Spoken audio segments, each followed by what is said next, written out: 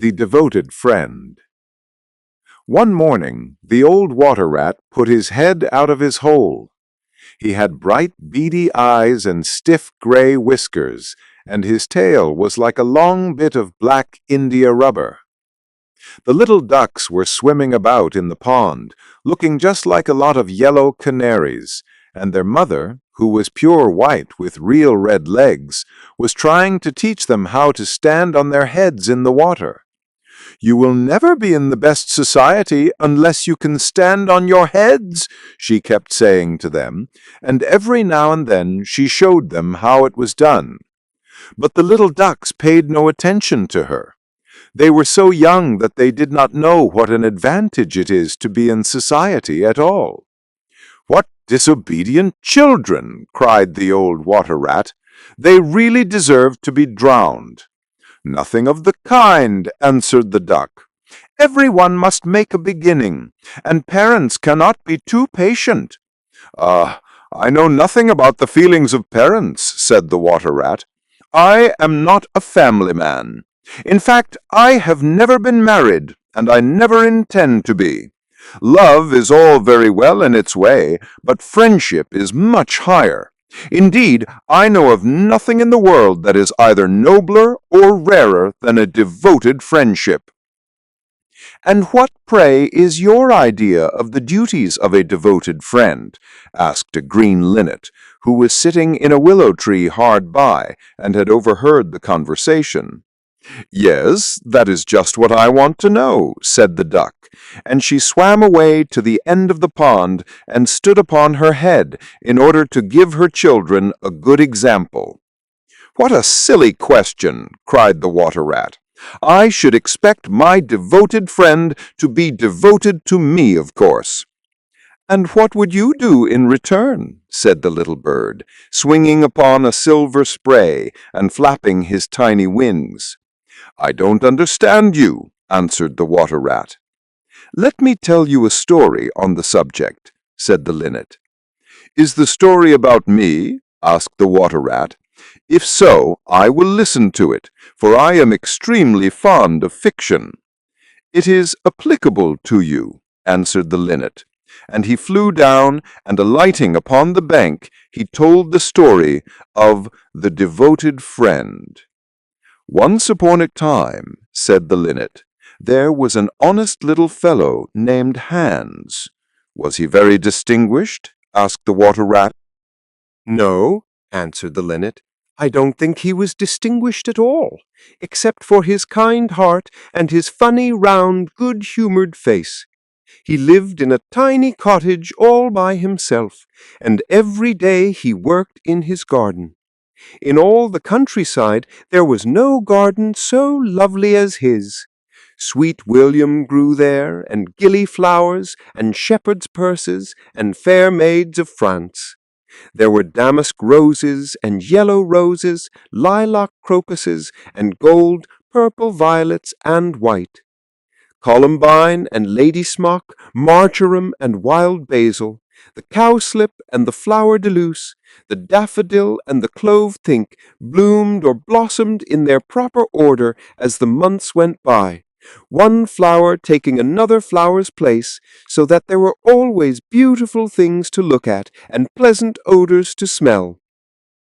Little Hans had a great many friends, but the most devoted friend of all was big Hugh the Miller.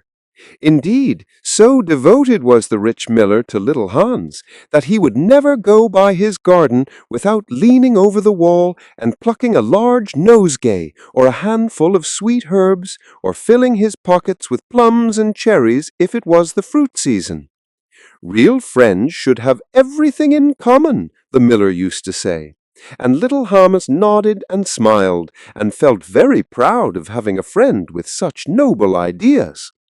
Sometimes, indeed, the neighbors thought it strange that the rich miller never gave little Hans anything in return, though he had 100 sacks of flour stored away in his mill, and 6 milch cows, and a large flock of woolly sheep.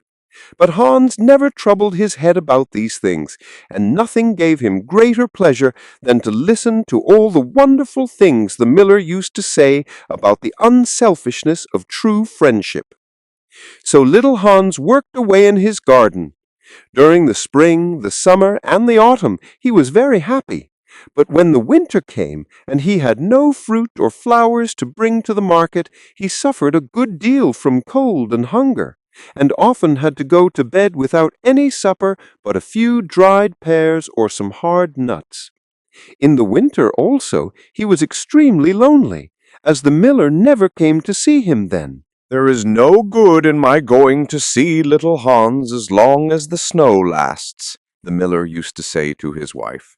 "For when people are in trouble, they should be left alone, and not be bothered by visitors.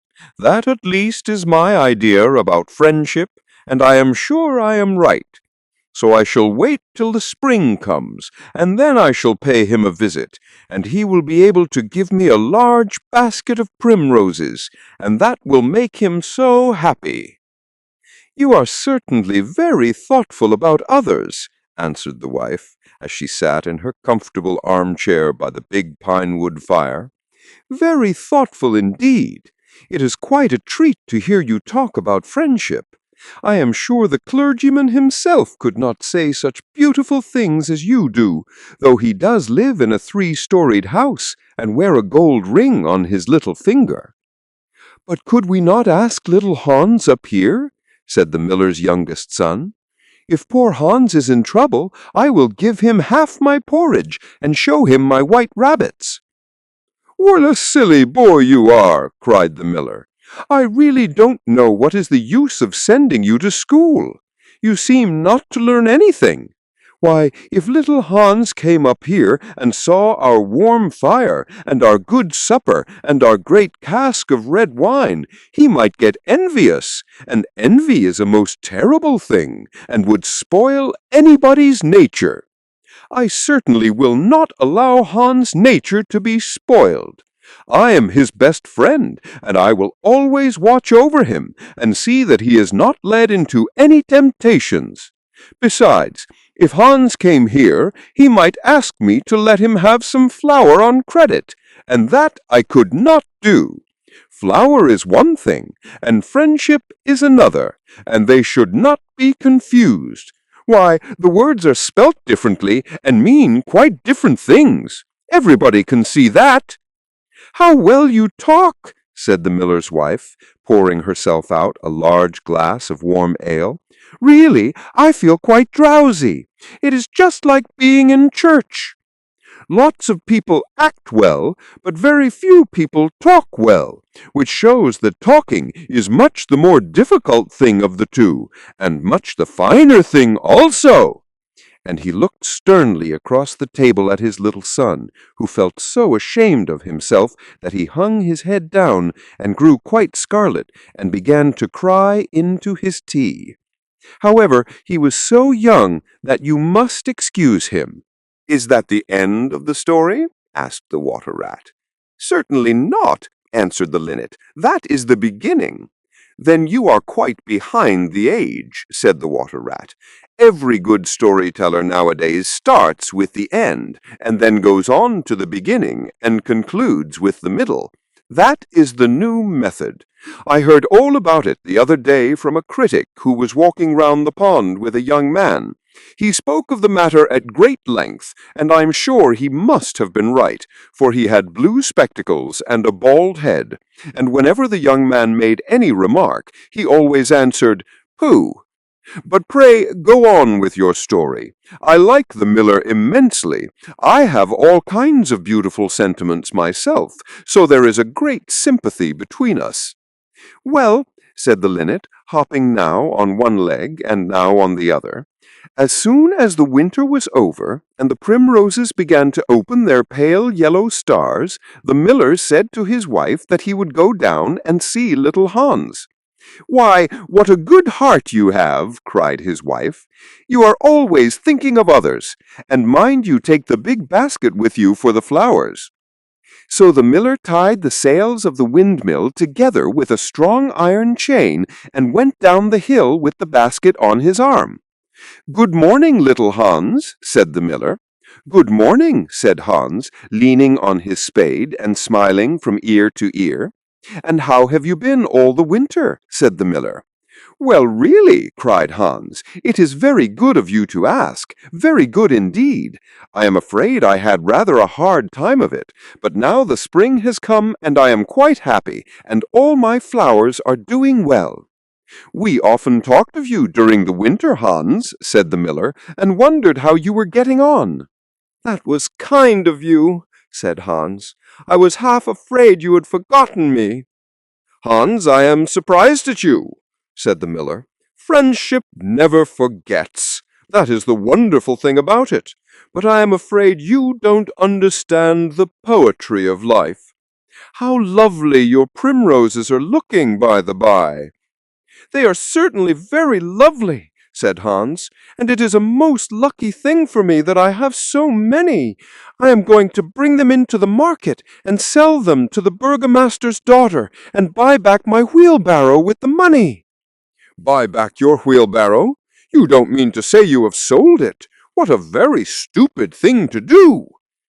"Well, the fact is," said Hans, "that I was obliged to. You see, the winter was a very bad time for me, and I really had no money at all to buy bread with. So I first sold the silver buttons off my Sunday coat, and then I sold my silver chain, and then I sold my big pipe, and at last I sold my wheelbarrow. But I am going to buy them all back again now." "Hans, I will give you my wheelbarrow. It is not in very good repair. Indeed, one side is gone, and there is something wrong with the wheel spokes, but in spite of that I will give it to you.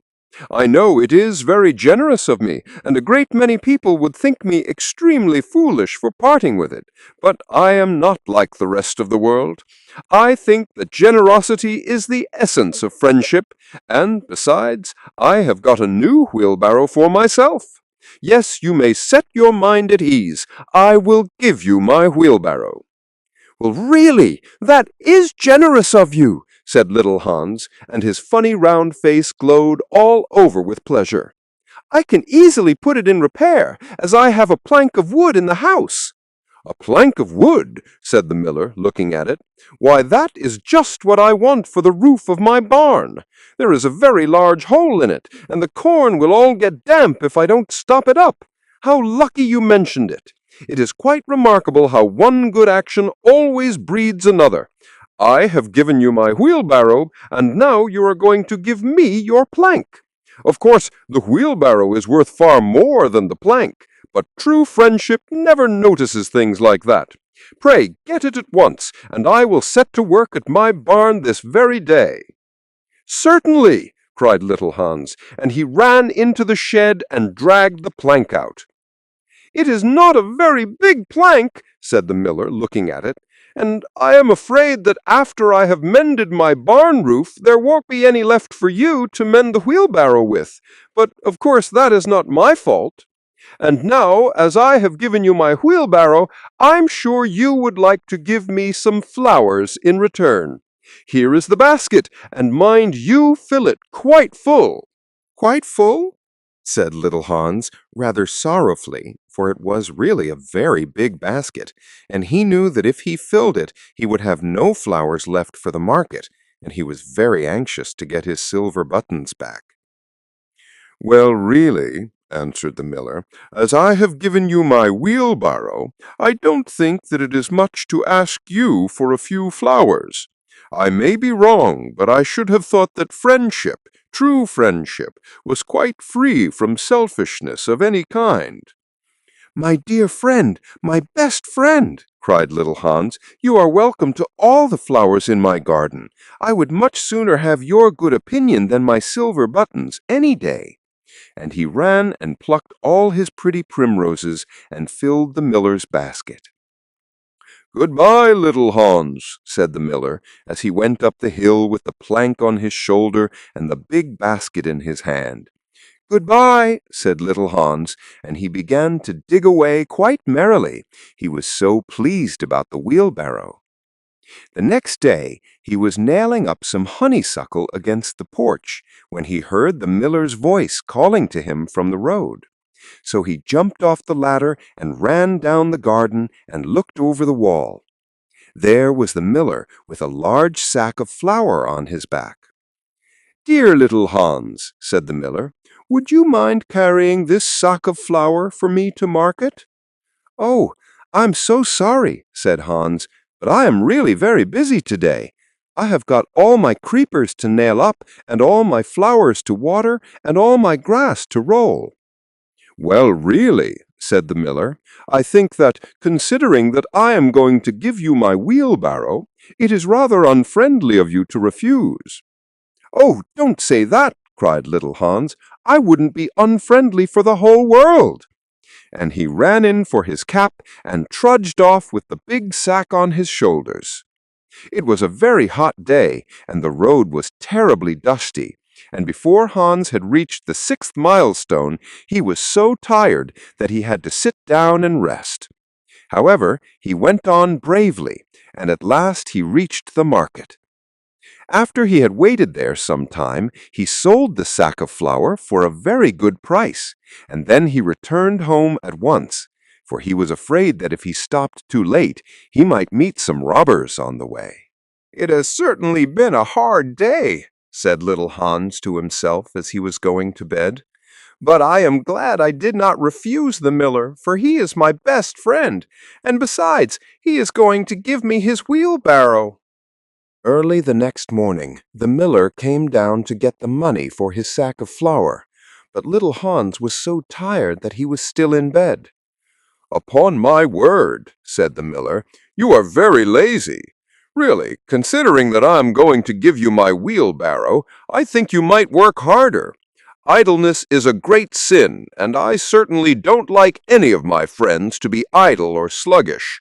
You must not mind my speaking quite plainly to you. Of course, I should not dream of doing so if I were not your friend, but what is the good of friendship if one cannot say exactly what one means? Anybody can say charming things and try to please and to flatter, but a true friend always says unpleasant things and does not mind giving pain. Indeed, if he is a really true friend, he prefers it, for he knows that then he is doing good." "I am very sorry," said little Hans, rubbing his eyes and pulling off his nightcap, "but I was so tired that I thought I would lie in bed for a little time and listen to the birds singing. Do you know that I always work better after hearing the birds sing?" "Well, I am glad of that," said the miller, clapping little Hans on the back, "for I want you to come up to the mill as soon as you are dressed and mend my barn roof for me." Poor little Hans was very anxious to go and work in his garden, for his flowers had not been watered for 2 days, but he did not like to refuse the miller, as he was such a good friend to him. "Do you think it would be unfriendly of me if I said I was busy?" he inquired in a shy and timid voice. "Well, really, I do not think it is much to ask of you, considering that I am going to give you my wheelbarrow. But of course, if you refuse, I will go and do it myself." "Oh, on no account!" cried little Hans, and he jumped out of bed and dressed himself and went up to the barn. He worked there all day long, till sunset, and at sunset the miller came to see how he was getting on. "Have you mended the hole in the roof yet, little Hans?" cried the miller in a cheery voice. "It is quite mended," answered little Hans, coming down the ladder.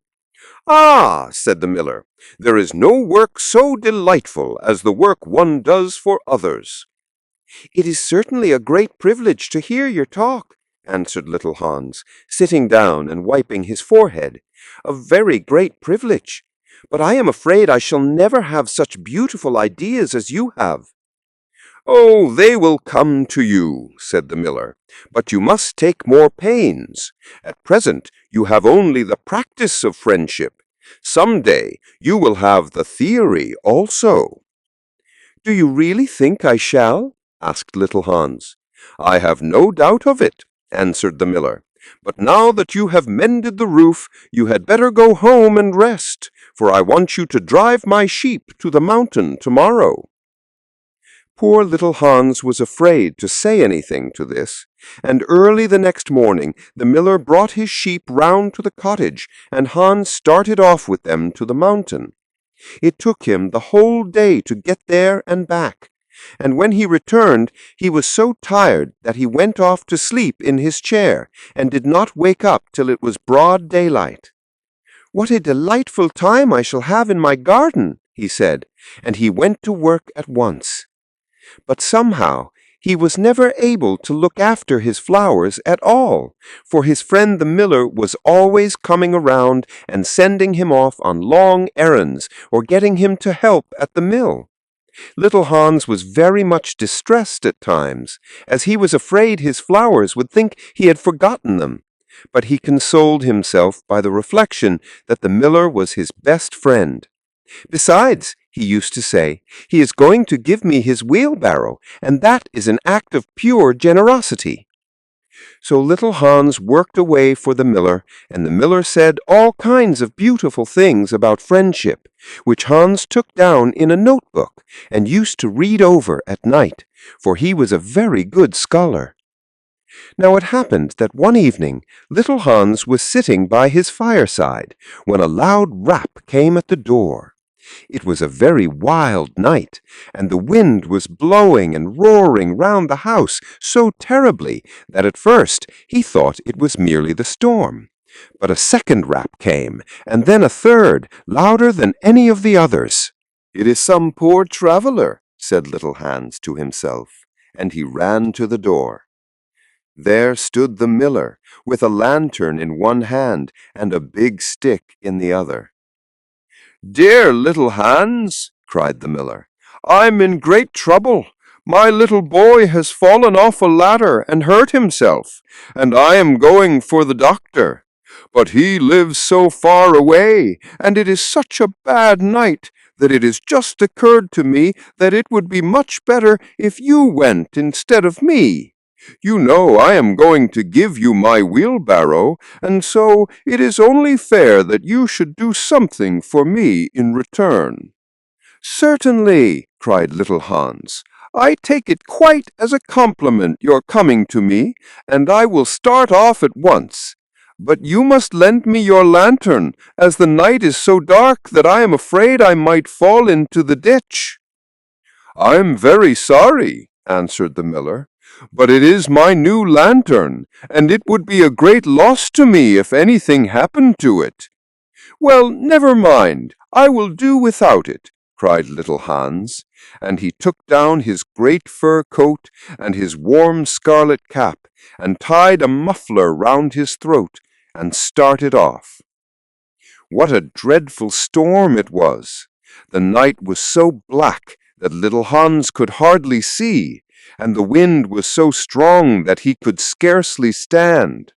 However, he was very courageous, and after he had been walking about 3 hours, he arrived at the doctor's house and knocked at the door. "Who is there?" cried the doctor, putting his head out of his bedroom window. "Little Hans, doctor." "What do you want, little Hans?" "The miller's son has fallen from a ladder and has hurt himself, and the miller wants you to come at once." "All right," said the doctor, and he ordered his horse and his big boots and his lantern, and came downstairs and rode off in the direction of the miller's house, with little Hans trudging behind him. But the storm grew worse and worse, and the rain fell in torrents, and little Hans could hardly see where he was going or keep up with the horse. At last he lost his way and wandered off on the moor, which was a very dangerous place, as it was full of deep holes, and there poor little Hans was drowned. His body was found the next day by some goatherds, floating in a great pool of water, and was brought back by them to the cottage. Everybody went to little Hans' funeral, as he was so popular, and the miller was the chief mourner. "As I was his best friend," said the miller, "it is only fair that I should have the best place." So he walked at the head of the procession in a long black cloak, and every now and then he wiped his eyes with a big pocket-handkerchief.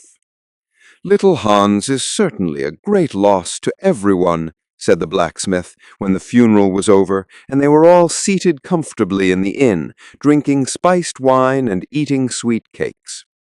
"A great loss to me, at any rate," answered the miller. "Why, I had as good as given him my wheelbarrow, and now I really don't know what to do with it.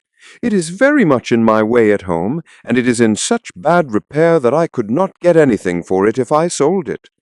I will certainly take care not to give away anything again. One always suffers for being generous." "Well," said the water rat, after a long pause. "Well, that is the end," said the linnet. "But what became of the miller?" asked the water rat. "Oh, I really don't know," replied the linnet, "and I'm sure that I don't care." "It is quite evident, then, that you have no sympathy in your nature," said the water rat. "I am afraid you don't quite see the moral of the story," remarked the linnet. "The what?" screamed the water rat. "The moral? Do you mean to say that the story has a moral?" "Certainly," said the linnet. "Well, really," said the water rat in a very angry manner, "I think you should have told me that before you began. If you had done so, I certainly would not have listened to you. In fact, I should have said pooh, like the critic. However, I can say it now." So he shouted out "Pooh!" at the top of his voice, gave a whisk with his tail, and went back into his hole. "And how do you like the water rat?" asked the duck, who came paddling up some minutes afterwards. "He has a great many good points, but for my own part I have a mother's feelings, and I can never look at a confirmed bachelor without the tears coming into my eyes." "I am rather afraid that I have annoyed him," answered the linnet. "The fact is that I told him a story with a moral." "Ah, that is always a very dangerous thing to do," said the duck, and I quite agree with her. If you enjoyed this audiobook, hit the like button. And don't forget to subscribe and click that notification bell so you never miss our next upload. Thanks for watching.